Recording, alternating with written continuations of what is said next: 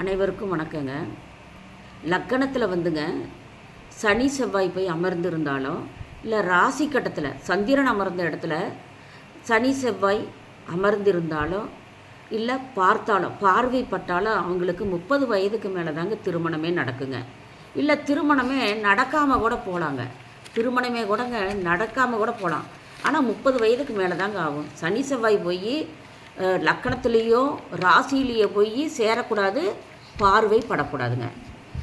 8ல் வந்துங்க சனி செவ்வாய் ராகு இருந்து அந்த அந்த கட்டத்தில் வந்துங்க 8ஆம் இடம் லக்கணத்துக்கு எந்த லக்கணமாக இருந்தாலும் சரிங்க, லக்கணத்துக்கு 8ஆம் இடத்துலைங்க அது ஆயுள் பாவமாக வருங்க. 8ஆம் இடம் லக்கணத்திற்கு 8ஆம் இடத்துல சனி செவ்வாய் ராகு அப்படி இருக்க பிறந்த ஜாதகிக்குங்க திருமணம் நடக்காதுங்க. அப்படியே மீறி நடந்தாலுமே பிரிவினை தாங்க தரும்.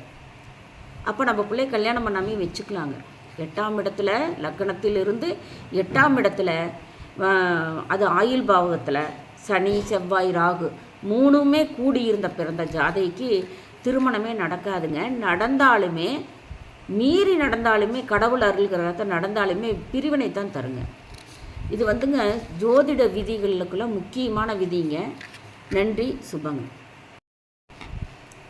லக்கணத்துலேங்க சனி பகவான் லக்கணம் எந்த லக்கணமாக இருந்தாலும் சரிங்க, லக்கணத்தில் சனி 5ஆம் இடத்துல லக்கணத்திலிருந்து 5ஆம் இடத்துல சூரிய பகவான் 9ல் செவ்வாய்ங்க, 9ஆம் இடம் செவ்வாய் இப்படி அமர்ந்து இருந்தாலுங்க, அது எந்த லக்கணமாக இருந்தாலும் சரிங்க, இந்த எண்ணிக்கையில் இருந்ததுன்னா இளம் வயதில் அந்த பெண்ணு விதவை ஆவாங்க.